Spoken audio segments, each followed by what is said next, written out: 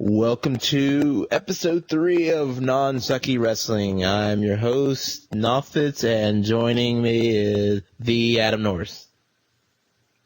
Hello again. It's the first official week of August 2014.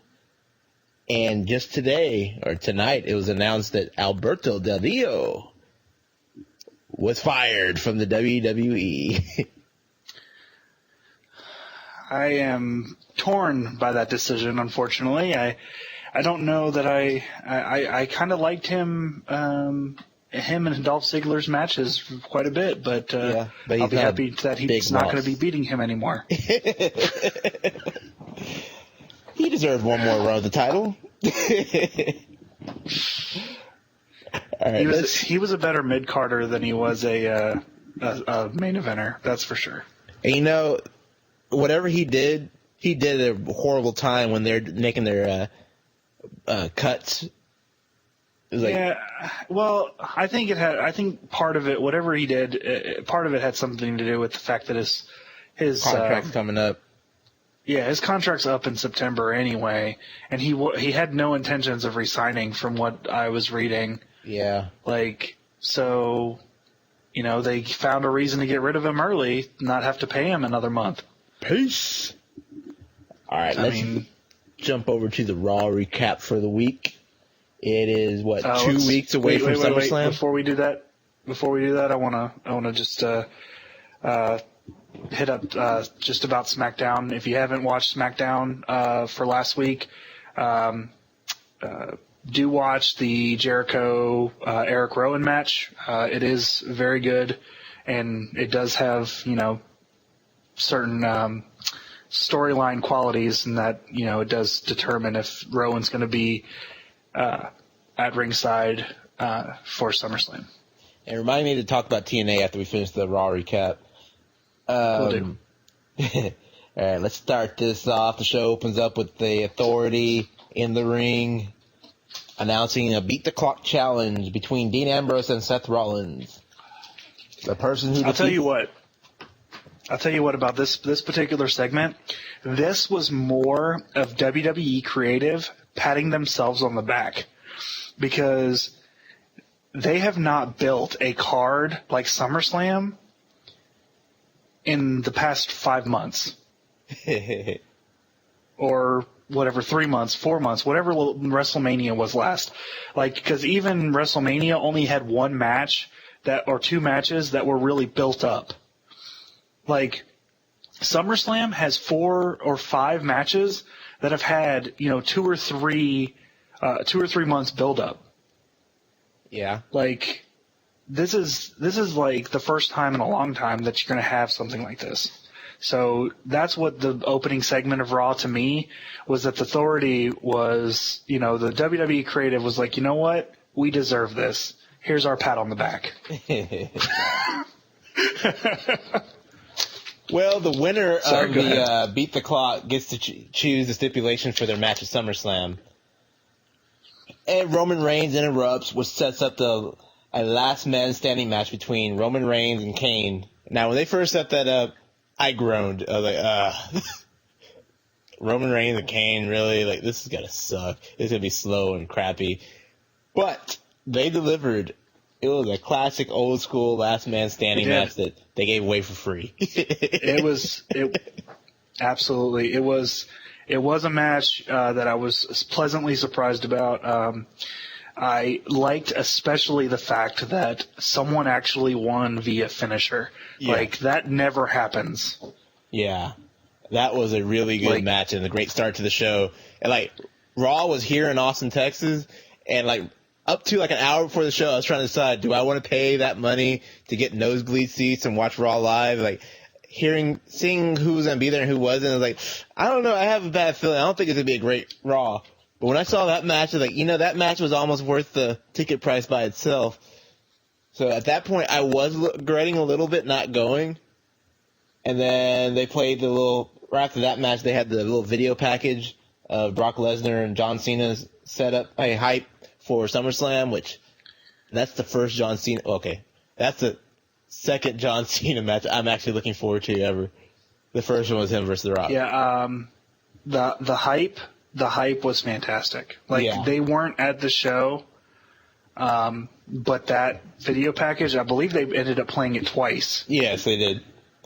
Yeah, that video package, I skipped it the second time, but it was fantastic. Like I felt like I'm part of that. And that's what I want in a match. Because I hate John Cena. I don't hate him. I'm just... Well, I do.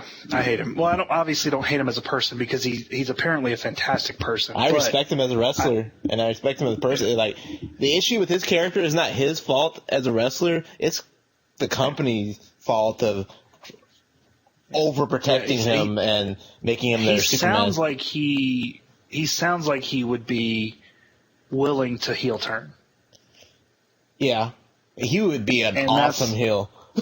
That's what he needs. That's what I complain. I just want him to heel turn. Yeah. But because I know their issue with that is the fact they have so many kids that love him, and he does all the Make-A-Wish, and then when he does make that heel turn, he's gonna get cheered, but he'd be a bad role model for kids at that point. Yeah, but I mean, you have kids and stuff like that cheering for Bray Wyatt all the time. Yeah. I mean, they're not. That's not good business sense.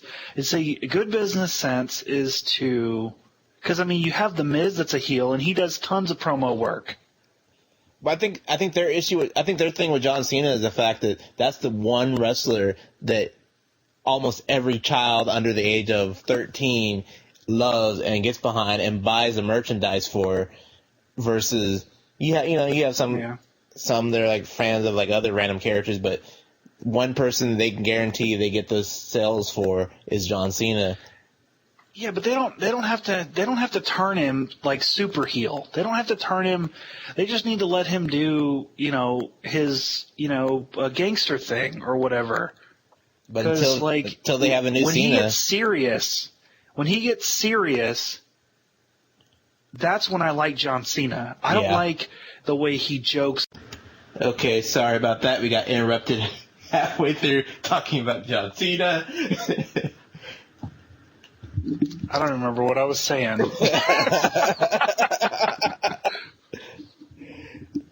I, for once, was supporting the treatment of John Cena not receiving his heel turn through merchandise sales, and you were saying it was bad for business. But let's move on, because we're going to bring up Cena again later in this.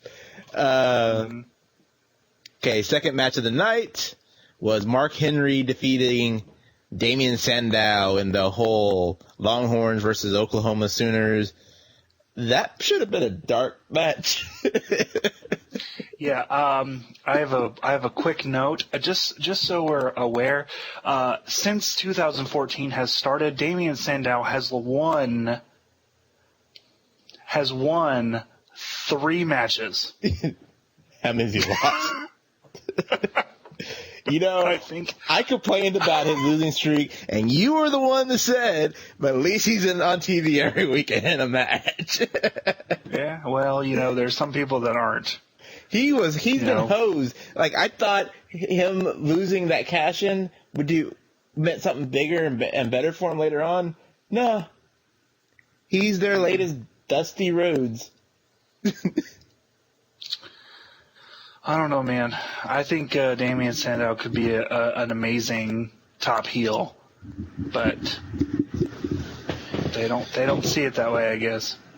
All right. After that, I thought the whole introducing Mark Henry was going to set up him joining that new faction that they didn't do anything with this week at all. Yeah, well, this whole Raw was very underwhelming for the fact that it was supposed to be a mid-card, top tier mid-card stuff, because you had John Cena and Brock Lesnar and Paul Heyman all off of Raw. Mm-hmm. So and the they Usos had the were also opportunity. weren't there. Your tag team champions were the Usos. They weren't there either. Oh yeah. Yeah. Although, to be honest, I didn't realize that until I saw a news article saying why they weren't there. Like, oh, they weren't they? That's sad. I didn't realize that. I do have a quick note. I don't know if we'll get to main event tonight, but I do want to mention that I think it was very dumb to have Goldust and Stardust lose on main event. Ooh. Yeah, I don't watch. I'm at this point only watching like Raw and then their pay-per-views. Mm-hmm.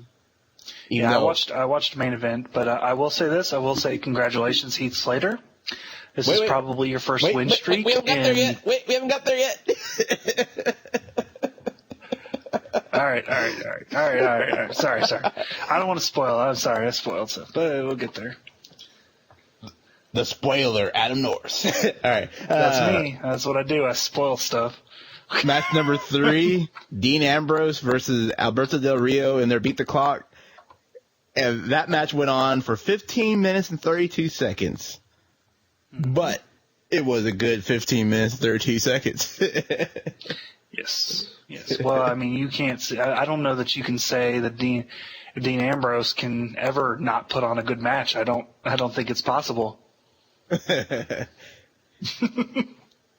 fourth match of in that 15 minutes, 32 seconds, that was like set up like, oh crap, Seth Rollins going to win this. Yeah, I was definitely thinking that the whole time, Seth Rollins was going to win. But I will say, it is mighty impressive for a non-main event match to get 15 minutes and 32 seconds of on-air time.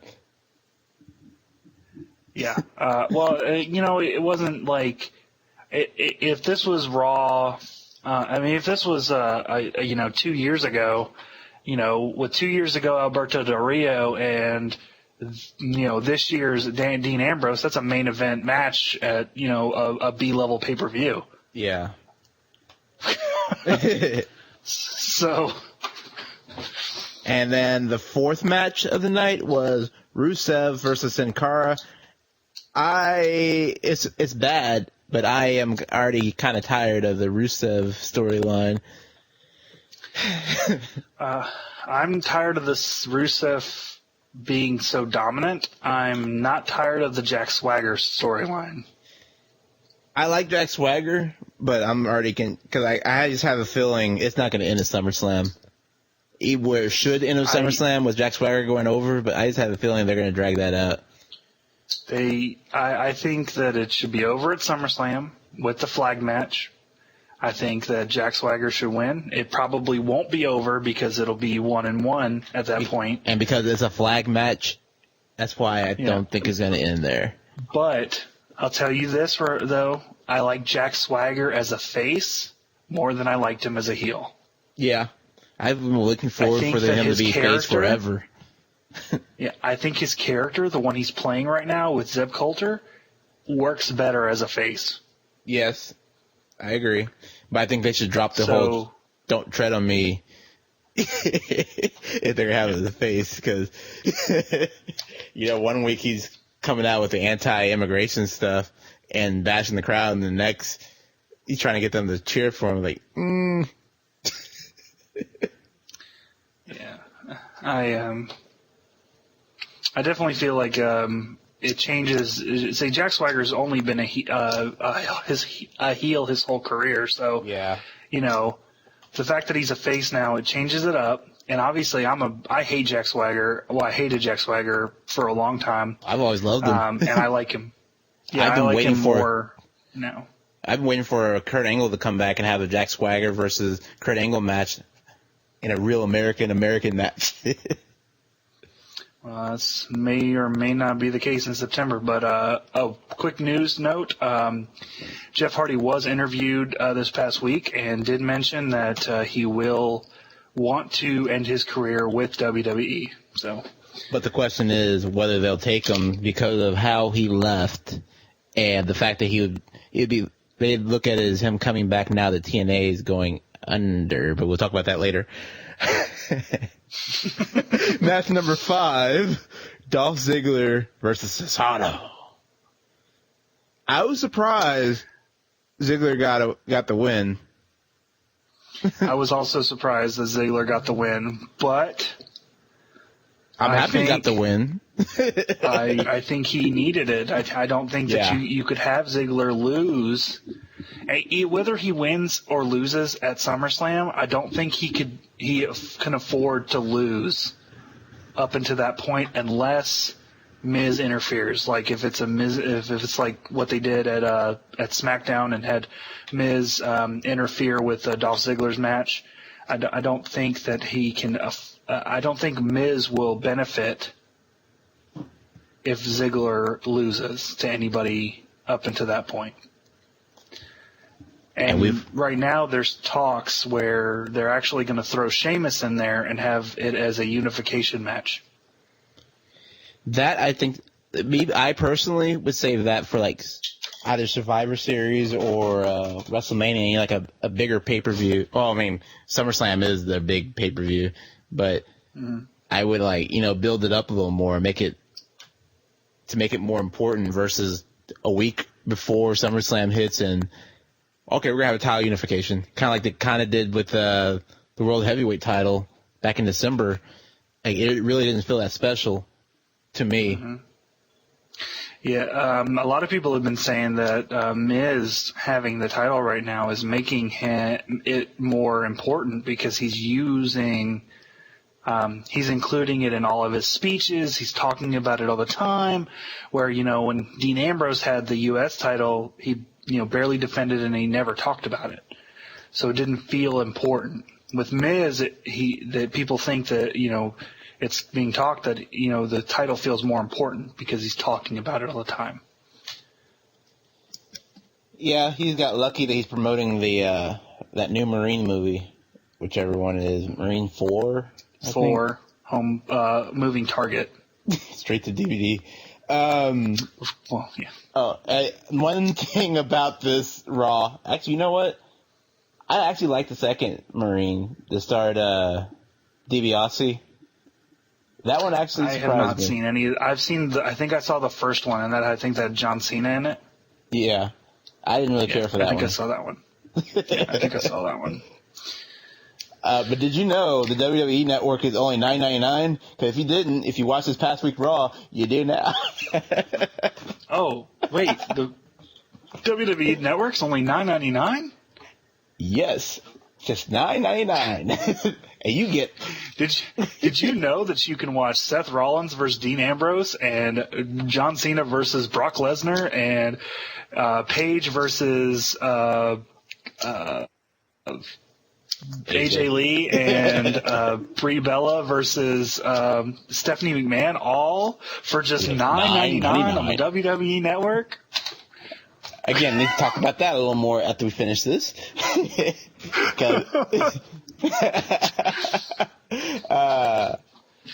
The next match number 6, was Goldust and Stardust versus Ryback. I don't know Their what return to action. I don't know what the plan is for the Goldust and Stardust team, actually. Well, I did read that it's supposed to be a triple threat match for the tag titles at SummerSlam, and they are supposed to be included in that. So I don't know. It's going to be probably a thrown together program, maybe even a pre-show match, possibly. Yeah. I think it's a horrible idea giving a title match a pre-show, because then it just makes it look like, oh, this title's not important. Let's just give that one away for free. Well, I mean, I don't feel like there's a grudge match that they can put on the pre-show that's less important than the title match. It was announced today that Charlotte and the Ascension are going to be promoted to the main roster pretty soon. And I'm looking forward to that. I did hear about that. I did hear about the Ascension. I did not hear about Charlotte, but I did hear about the Ascension. I haven't watched NXT enough to judge about the Ascension, but I wasn't impressed with a couple of the matches that I did watch, but they didn't have that good of opponents. Yeah. I think Lucha was one of the opponents that I watched the match, and that was not a very good match. I mean, the tag team division needs any team they can get. Oh yeah, absolutely. Yeah, I mean, right now they're in a pretty. I don't know that they're in a bad spot right now, but because I mean you have the Usos, obviously the champions. You have Eric Rowan and Luke Harper. You have Goldust and Stardust. You have Rybaxel. You have the Diego, the Luchador, not the Luchadors, but the Matadors, which I guess one is injured right now, which is why. Yeah. So I mean, there's just not enough TV to have that many tag matches because everything is so focused down on all these singles matches. So like adding more tag teams isn't. I don't know that would help television right now. Well, look what you have right now. You keep having the same like 3 or 4 tag teams against each other. It's mainly been the Usos versus the Wyatts, and it's mainly been Goldust and Stardust versus Rybaxel whenever they are on TV. Mm-hmm. And that's been about it. Yeah. It's just those. Yeah, but I mean, they now have Slater Gator. Slater Gator? Yeah, Slater Gator. It's a thing. Okay. Let's move on. Chris Jericho versus Luke Harper. It's a thing, I promise. It's a thing. It's Heath Slater and Titus O'Neil. Apparently, it's a thing. Yeah. Chris Jericho defeats Luke Harper for their stipulation. So Luke Harper, Aaron, and Eric Rowan are banned at ringside at SummerSlam. Mm-hmm. Now the question is, do they institute another stipulation because we've already seen that match? I know. That's funny. I love Chris Jericho. He's like my favorite wrestler, and I love Bray Wyatt. But if they have another match like they did that last pay-per-view, well, Jericho's been getting better substantially in the ring, like over wearing off the ring rust. Yeah. So I think maybe, but their styles just don't mesh. I know. I think the fact that it just seems like it's being rushed. It seems like they should have had more time to build that up. Yeah. That's the thing. I don't know if it's an issue with their styles not meshing or if it's actually, if it was just ring rust or what, but I think that they need a stipulation added to this match to really put it over the top. Well, also look at Bray Wyatt. Every program he's been in, he spent several months and several pay-per-views of that feud, like ongoing feud, and they had time to warm up to each other. Versus with Chris Jericho, they're having to do all that in just a 1 month's time for while he's here before he leaves again. Mm-hmm. Well, I understand, why Bray Wyatt and Chris Jericho, why Bray Wyatt would focus on Chris Jericho.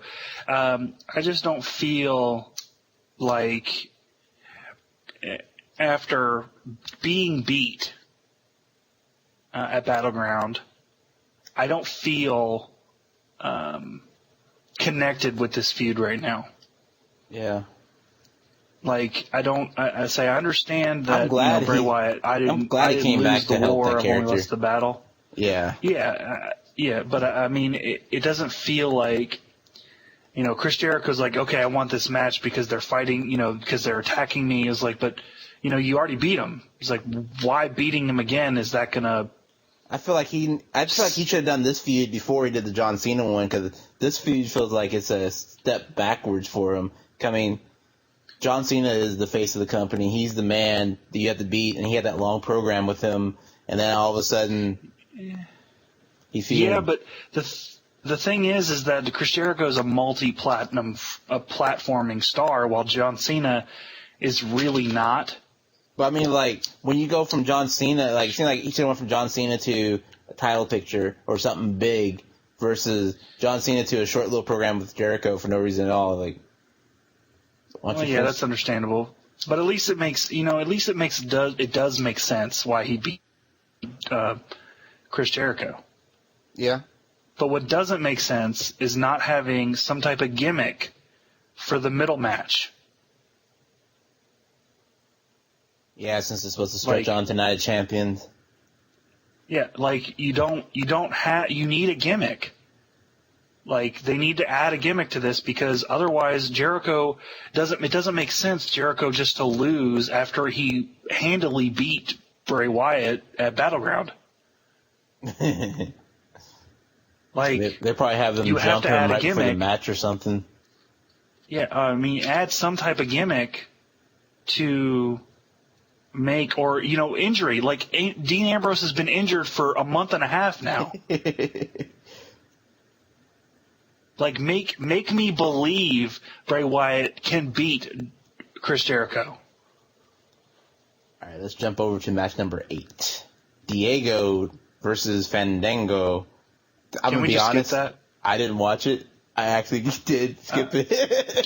It's not. It wasn't worth watching. I mean, unless you really just want to see Layla and Summer Rae. I mean, there wasn't worth anything worth watching. WWE's version of TNA, The Beautiful People. Match number 9 saw Bo Dallas versus R-Truth. Where Bo Dallas finally was able to end his losing streak.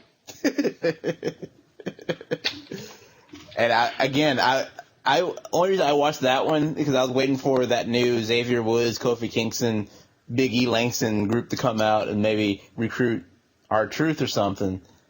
Nope. I'll tell you this. I think that the match itself helped progress Bo's character. And it made you believe. You got to believe. Believe. I like the character. There was a sign in the crowd that said "Bo leave," like with the one that like Daniel Bryan said. Yeah, Bo leave. Yeah, it was 2 guys and they held him up. But let's say like. I feel like Bo Dallas needed some type of, like, he had done his thing, and everyone was like, okay.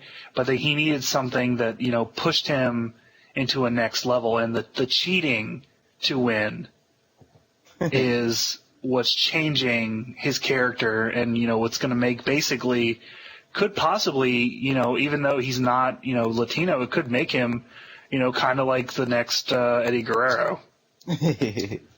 Because he's still going to get cheered. Yeah. But he's going to be cheating to win.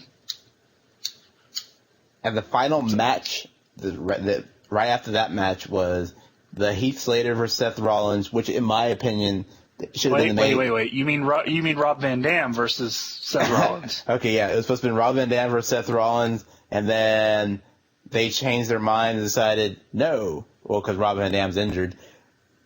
Seth Rollins' opponent will be Heath Slater for a quick and easy win. I was wondering because I was like, I swear they said Rob Van Dam. And that was a great match.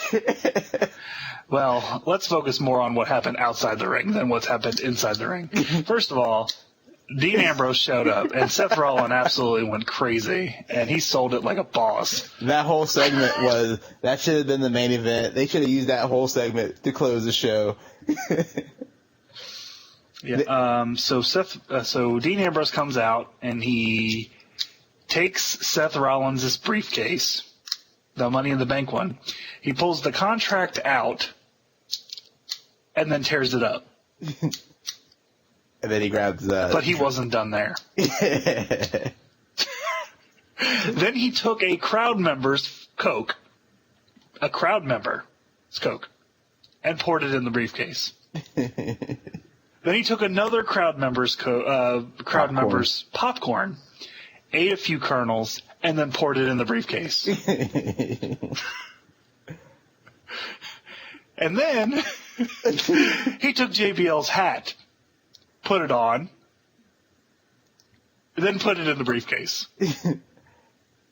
All this then closed up the briefcase.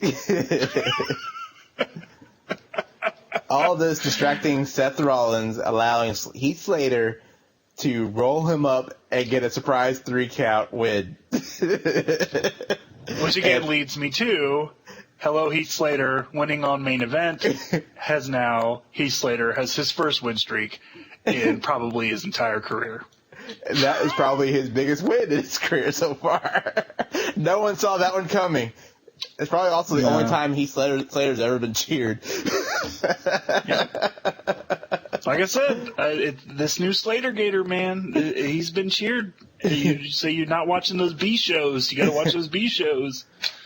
And then they end the show with, which I think is a bad idea, they end it with the Brie Bella versus Stephanie McMahon signing. That should have went on right before that last match, and they should have ended the show with that match. The Stephanie versus Brie is going to be a great match. I'm looking forward to it for SummerSlam, but that's not like a main eventing program. I mean, Stephanie McMahon hasn't wrestled in years, and Brie Bella is not exactly the best of the divas when it comes to in ring. I think there was a lot of argument on the internet this week about whether that was a main event program or not. Some of the articles I read and saying that any time a McMahon is involved and that's getting in the ring, it's a main event program. It doesn't matter who it is, doesn't matter what. If it's a McMahon, it's a main event program. And I was like, I don't know about that. I think it's a main event program if the alternative star is a main eventer. Yeah. I mean, that's but awesome we're talking about that we have a Brie Bella. A diva program main eventing and closing out Raw, because that hasn't happened forever. That's a main event program if Daniel Bryan is there. Yeah, that's my only issue. Like, I kind of wish they would have stretched this out a little longer until he returns, so you can have him versus Triple H and her versus Stephanie. I mean, that's 2 matches sold right there for WrestleMania. Or even a mixed tag match. Yeah. I mean, you could run that. Except I don't think a mixed tag match would be as good, though, because it'd be uneven. Yeah. Well, probably, yeah. Well, why? Because I don't think Stephanie McMahon is not a wrestler, first of all. And so her versus Brie. She has held the Divas Championship. Stephanie McMahon versus Brie. Or the Women's Championship, not the Divas. Would not come close to a Daniel Bryan versus Triple H. Well, yeah. I agree. Even if Stephanie was a wrestler, unless it was like, I think AJ Lee versus Cameron could probably come close to, not Cameron, wow, why did I say that? I don't know. I was kind of wondering what the hell you were talking about. AJ Lee versus Charlotte, I meant Charlotte. Or just do a rematch of Natalia versus Charlotte. That could be as good as Daniel Bryan versus Triple H. Brie Bella versus Stephanie McMahon? No. I hope they surprise me and they are as good. Well, they're talking about Triple H being the special guest referee. Ugh. So, because you do look, he's not even on the card right now, so they got to put him in there. He's not in the card right now. He didn't need. They should save him for his, if they still do it, the big Triple H versus Roman Reigns feud. Yeah, after he beats Randy Orton at SummerSlam. All right, yeah. We're going to jump over to talking about TNA real quick since we're running out of time. According to WrestleZone article I read, it sounds like the real reason behind Spike TV deciding not to renew TNA is because they wanted 10% of the company stock-wise, and Dixie Carter was unwilling to give up that much control of the company. I think she should have done it. Yeah, because that's if that's really the case, if that's really what happened, she is definitely dumb because that money that they're getting for being on TV is kind of their only income right now. I mean, to be honest, for me, when I was a huge fan of it, it was like when Jeff Jarrett was still heavily involved with the creative process. I have not been impressed with whoever's in charge right. It sounds like it was Vince Russo, but whoever's in charge now. Well, whoever's in charge now is start actually doing a pretty good job. Whoever's in charge in the past 2 years. The person who's in charge now is doing pretty good. It's the person who was doing it before. Yeah, that wasn't killed doing it very well. Yeah.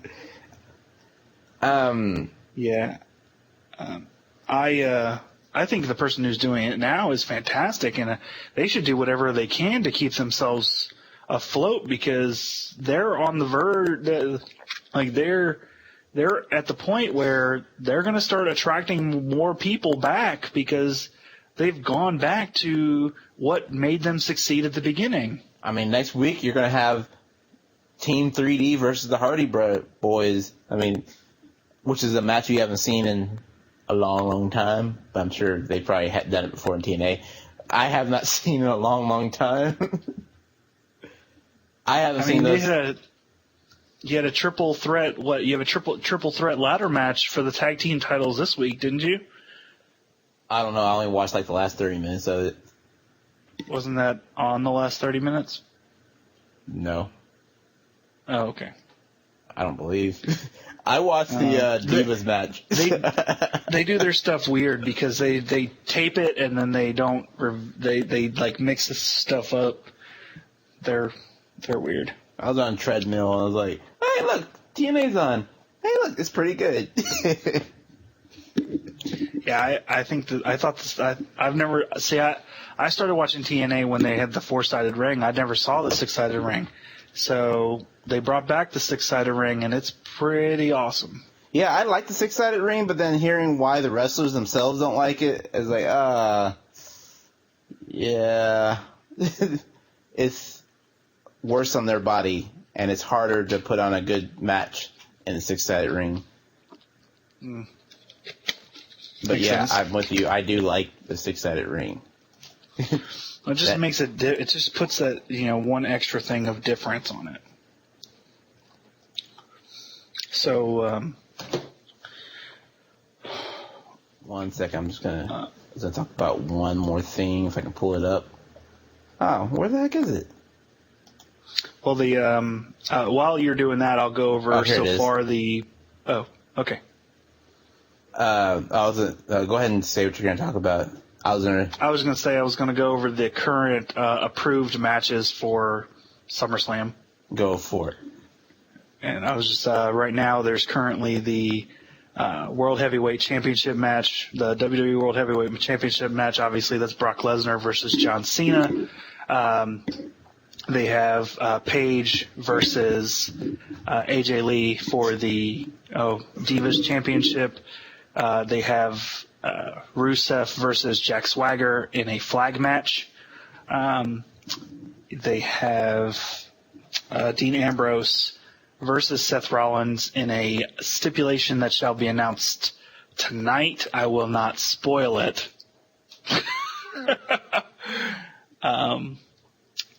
And Stephanie McMahon versus Brie Bella, which again will possibly be a special guest referee match. And then there is Chris Jericho versus Bray Wyatt that Eric Rowan and Luke Harper are not allowed at ringside. All right, I was going to read and respond to Darren's comment on the Spreaker page. He writes, I don't think y'all are giving enough credit to the entertainment aspects of the business. WrestleMania was better than y'all said, in my opinion. Curtis Axel is an okay wrestler, but is bland to watch. He might as well be a Major Brother. Bo Dallas is hilarious. I've been a big proponent of Jack Swagger face turns since he was in ECW. He used to be a badass that just kicked ass and didn't have to cheat to win. I thought that was cool. He was just cocky. Damian Sandow is one of the highlights for me each week. He's great at his Brooklyn Brawler type gimmick. Summer Rae and Layla are together for Total Divas new season. Speaking of the WWE Network, I think they should produce a show called IWC. It'd be about a group of wrestling fans and their lives. That would get them to the million. But hey, that's just my opinion. Other than writing this whole while listening and agreeing and disagreeing, I'm digging it. Keep it up. The IWC thing won't happen mainly because they hate the internet wrestling community, and they always poke fun of the internet wrestling community. And they don't understand what percentage of their fan base is the internet wrestling community, or they just don't care. Yeah, they definitely don't. If they cared enough, Dolph Ziggler would be a main eventer. That's all I have to say. That's John the amount of Cena. following that Dolph Ziggler has. Also, Zack Ryder would be, right up there too. Yeah. That's the amount they don't care. I will agree. WrestleMania is better than we were saying. It's just I think, like, for me, it wasn't as good as it could have been, and it wasn't as good as it should have been for the 30th anniversary for it. I think they dropped the ball with it, but it was still better than most of their pay-per-views. It's still a good show. Yeah, I agree and disagree in that particular sense. I did like the first segment, and I did like the Daniel Bryan matches. Yes. Other than that, I was not thoroughly impressed with anything else. I thought the shock and awe factor of the Undertaker losing was bigger than the match itself. Yeah, and then once you find out later on, Undertaker was hurt throughout most of the match, so kind of like that last Rock versus John Cena at 29, where it seemed kind of sloppy, but then you find out how badly injured Rock was during it and made it all the way through. So I think if you watch the Undertaker versus Brock Lesnar match again, knowing how out of it he is and how beat up he is at that point, it'd probably be a little bit better. Curtis Axel, okay, when he first got the push as Curtis Axel, he was pretty good, and when he had Paul Heyman with him, that was a great program. And then all of a sudden they put the title on him, and creative had nothing for him, and that's when the character started becoming bland. But that's what I'm pissed off about, is like his character could have been so much better if they would have actually just spent the time on it. He is pretty good, but one thing I do hate that he does is when he walks out and he does that "I'm here" thing. That's stupid. I'm pretty sure I said this before. I don't like Curtis Axel, so I don't know. I don't think it's him. I think it's creative, but I'm not a fan. Like, I don't think he was that good with Paul Heyman, and I don't think he was that good. Michael McGillicuddy? I think is what he was. Sucked. Yeah, he sucked as Michael McGillicuddy, but to me, he was great with Paul Heyman before they overdid it by throwing Ryback in there. That's what killed his character. Well, he didn't. The thing is that, again, it might be creative, but they threw him in a program with CM Punk. Mm-hmm. And no one ever thought he could possibly beat CM Punk. Again, that was all creative. Yeah, no, don't get me wrong. I'm not hating on the guy. Like, I'm sure he's an awesome guy. I mean, if he's willing to take the abuse that he's, being fed right now. But what I'm just saying is that the way creative has led his character, I have not liked him since I've, started watching wrestling again. And yes, I've been looking forward to the Jack Swagger face turn since ECW as well, especially that when they first brought over the ECW guys against Randy Orton. Was it Randy Orton? Yeah, when they brought him over against Randy Orton on that Raw, and was like, him versus Randy Orton, then Mark Henry versus Randy Orton. I mean, when he first stepped in the ring, the crowd was already ready to cheer for him. But then when he jumped out of the ring, and yeah, that killed that. I wonder, did they have that one on the WWE Network for only $9.99? Sorry. I might have to look at that on the WWE Network for only $9.99 a month. Damien Sandow is a highlight each week. I'm just frustrated because I know how good he is, and he's one of those that could and should be a main eventer heel. But then, as long as he has that Brooklyn Brawler gimmick, he's always going to be like that low mid-carder, and he'll never get the push that he deserves. I don't agree in that sense. I think that he should go back to the way he was, and where he was, I'm better than everybody else because I'm more intelligent. I loved that gimmick. I hate what he's doing now.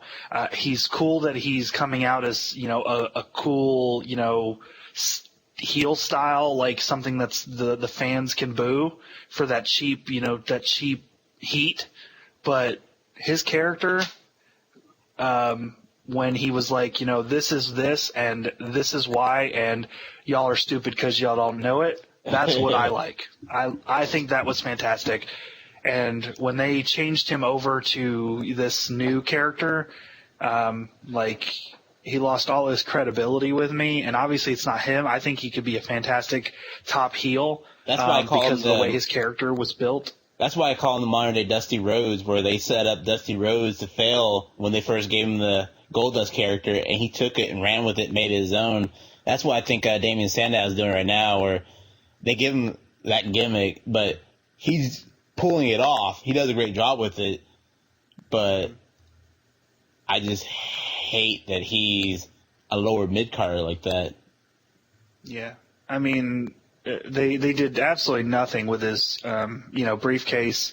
I don't know if it was set up to be that way or if he really, if it was all, down the line and all deciding, or, just maybe they just came up one day, you know what, he's going to cash in today and that'll be it.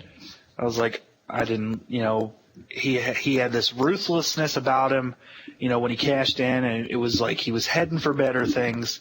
Because, I'm a huge, huge fan of Damien Sandow when he was that other character. And now I just have to cringe every time he comes out as, this, LeBron James or, Oklahoma Sooner or whatever. I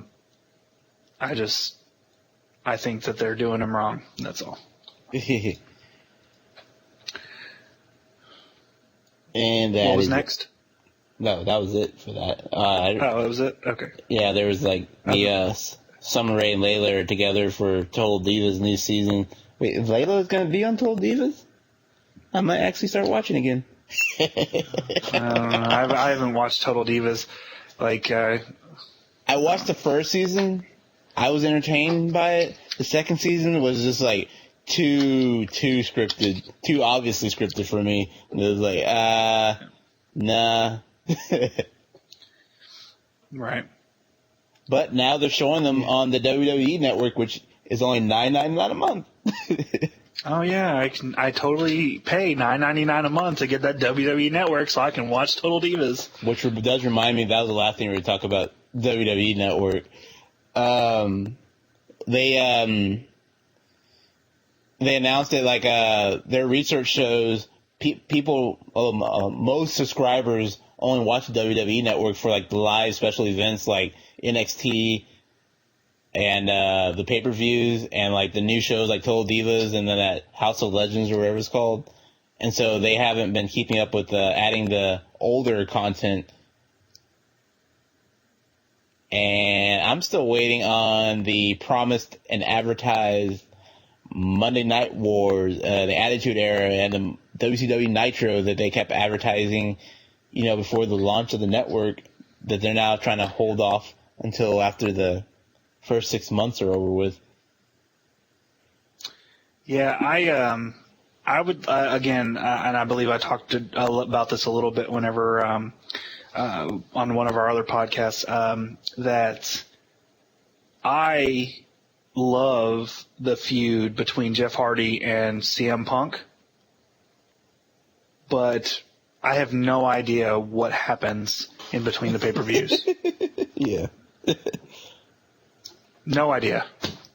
But that's the feud that made CM Punk the superstar he is, and this, the polarizing figure that he was. Without that feud, he's not going to be the guy that people are still chanting their name, even though he's quit WWE. Yeah, and it's, according to Paul Heyman, as of right now, he doesn't plan to ever come back to WWE. He doesn't plan to lace up his boots ever again. He sees lacing his boots up would be a sign of failure. He's completely done with the wrestling chapter of his life. That sucks. Yeah, I mean, I'm a huge CM Punk fan. I like CM. I'm a big fan of the best in the world, which is why I'm a Jericho fan, which is why I'm a Dolph Ziggler fan. I think that those people that really shine when they're in the ring. It just sucks his final match was that Royal Rumble, but at the same time, with his contract coming up and him not wanting to re-sign, they were probably going to screw him over anyways. Yeah. Somehow. But, yeah. I still would have liked to see the 4-way match for the CM Punk, Daniel Bryan, Batista, and Randy Orton 4-way for the World Heavyweight Championship at WrestleMania, because that would have been cool. Yeah. But even then, a little fatal 4-way between... But more than likely won't see CM Punk again. Nah. But that's okay, because Jeff Hardy's going to come back to WWE, and the world is going to be right again. Maybe. See, they're at a point where they almost don't need a lot of those superstars like Jeff Hardy to return, because they're finally building new stars. They don't need the but I still think they can, just like Jericho coming back, they can still use these people to build these other characters. Well, the thing with Jericho, when Jericho comes back, he comes back to put over other superstars. Some of the other people who come back are there to put themselves over, and that's. Well, I don't think Hardy would be like that, because obviously he put over Bobby Lashley. Yeah. But I mean, people and, like when Brock Lesnar comes back, he's not coming back to put people over. He's back to make the money. Yeah. And they said Brock Lesnar. Oh, speaking of Brock Lesnar, they on an interview, Paul Heyman said that he's healthy again, and that if something happens in WWE that he doesn't like or something like that, and he wants to leave, he's wanting to go back to UFC. Yeah.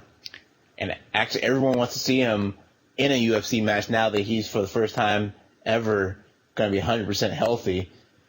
And the fact that he won the UFC championship with that illness is scary. Yeah. I don't know. I don't know how I feel. I'm still on the fence. I don't even know who's going to win at SummerSlam. I don't know. I just hope it's a great match. It sounds like it's going to be. I think that the issue is with the main event of SummerSlam is that if Brock Lesnar does win, then there will be large chunks of time where there's no WWE champion on TV. I mean, they've done it before when they had Punk leave with the championship belt, and then they had to create that little interim champion. I mean, they've had. Well, that's okay if they want to do like an interim champion, but you can't have. I mean, they're just basically, if they do that, then why'd they strip Daniel Bryan of the title? I know. Well, part of it is Lesnar will at least be able to show up, at least for pay-per-views and stuff, and defend it, that once every 30 days, whereas Daniel Bryan can't even step in the ring until Royal Rumble or something like that. Yeah, that's what they were talking about. It's the Royal Rumble, which at this point, I mean, I don't know if he goes. Well, back in the 80s when Hogan was champion, he would only show up on pay-per-views and only wrestle on pay-per-views with the championship belt. So, and they're trying to return to that 1980s PG era. So I think he could pull it off. And like, if there was one person that could pull off having the belt and rarely being there, is Lesnar. Rock did it. Well, they did it with The Rock from like all the way up to WrestleMania. Well, yeah, but he showed up on Raw. Yeah, Brock Lesnar shows up on Raw every once in a while. But The Rock was on like every Raw, and he was on some SmackDowns. There were several weeks where he was not there. Well, I didn't look. I'd say when he had the title from the Royal Rumble to the WrestleMania, he was on most Raws, and he was even showed up on some SmackDowns. When's the last time Brock Lesnar was on a SmackDown? The Rock was gone a lot. He only showed up every once in a while. That's one of the complaints was he brings it via satellite because he was never there. Even when he was champion, that was a big complaint of putting the belt on him with him being gone all the time doing his publicity for whatever movie was coming out around the time. Was G.I. Joe's? Also, quick note here, on one of the production trucks, SmackDown was showing on Sci-Fi on Thursdays, so that may be something that's changing soon. Hopefully. They may be moving SmackDown to Thursday night. Thursday's more doable than Fridays for me. I don't know. Friday's not a good night to watch anything TV-wise for me. Well, I mean, if they're going to do that, then they need to move NXT. Yeah, make that Fridays. Or Saturdays. They don't have any show on Saturday right now. They can move NXT to Wednesdays. Yeah, they could. And just do away with main event since you're trying to cut costs. Actually, don't do away with main event. I like main event. Because guess where I can watch that? On the WWE Network for $9.99 a month. I guess it does show in there, doesn't it? Huh. These people need to pay us for this crap. For real. I wonder if there's a link. Have people go to that link. But that's it for this week. Feel free to leave comments on our Spreaker page. Email us at nonsuckypodcast@gmail.com. You can visit us on the web at nonsuckypodcast.com. You can find us on Facebook just do a search for Non-Sucky Podcast. You can follow on Twitter at NSPodcast. And yeah. And, thank you, Darren, for posting a comment. Please, everyone else, post your comments, and we'll talk about them on air, and we'll mention your... And hopefully next time we'll have a opening theme song. Yes, that would be very good. See y'all next week. Absolutely. Later.